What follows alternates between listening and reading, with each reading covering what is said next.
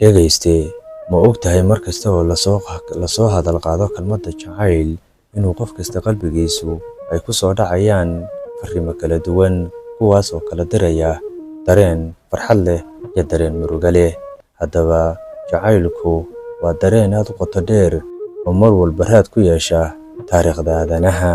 Haddaba bal aan isla eegno jacaylkii loo aqoonsaday kii ugu saamaynta badnaa taariikhda islaamka iyo carabta, kaasi oo ilaa maanta fanka, suugaanta iyo dhaqanka saameyn weyn ku leh. Qisadan waxay ka soo farcantay carabta qarnigii 7, waxaana jilayaal weyn ka ahaa Qays ibnu al-Muwallah oo loo yaqaanay Majnuun, macnaheeduna yahay ninkii u waalnaa jacaylka, iyo gabadhii quruxda iyo sharafta badnayd ee Layla bintu Mahdi. Qays wuxuu ahaa gabyaa dhalinyaro ah oo Alle siiyey xigmad iyo hadal macaan.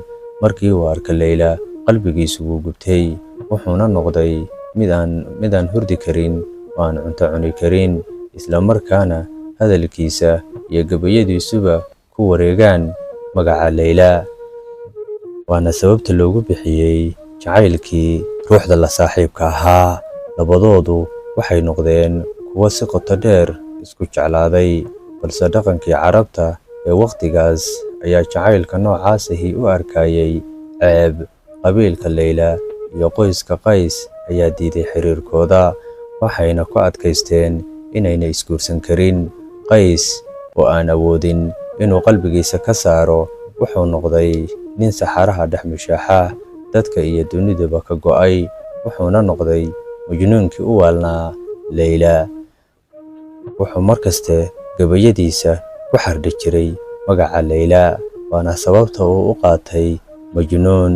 Wuxuu hal-abuurkiisa oo dhan u huray Layla, wuxuu tiriyey gabayo qoto dheer oo ilaa maanta lagu xasuusto, halkaas oo uu ku muujiyey jacaylka uu qabay Layla, murugada iyo xanuunka jacaylka, kalgacalka iyo qadarinta Layla, rajada iyo riyooyinka uu ku lahaa in ay mar un midoobaan.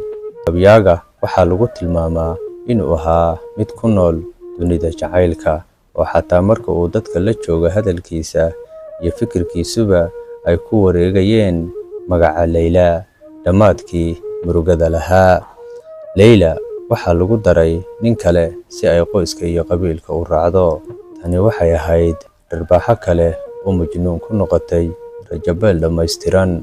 Isagu wuu ka quustay adduunkii, wuxuuna noloshiisa ku dhammeeyey saxaraha isagoo la nool jacayl iyo gabayo isxambaarsan.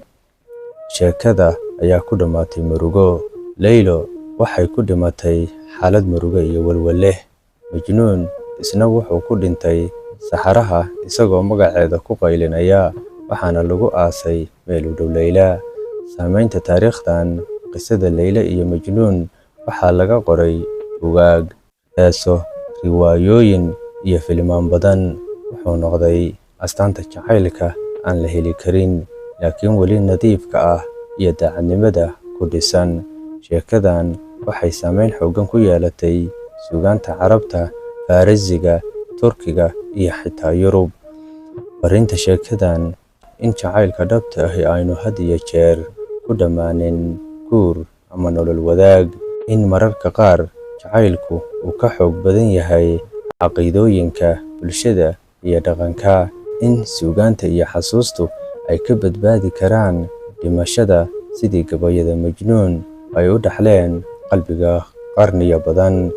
Sidaa darteed, Layla iyo Majnuun waxaa loo aqoonsaday jacaylkii ugu saamaynta badnaa abid, sababtoo ah ma aha keliya sheekada murugada leh, balse waa tusaalaha jacaylka daahirka ah ee weligiis ka dhex muuqda dhammaadka dhaqamada dunida kala duwan.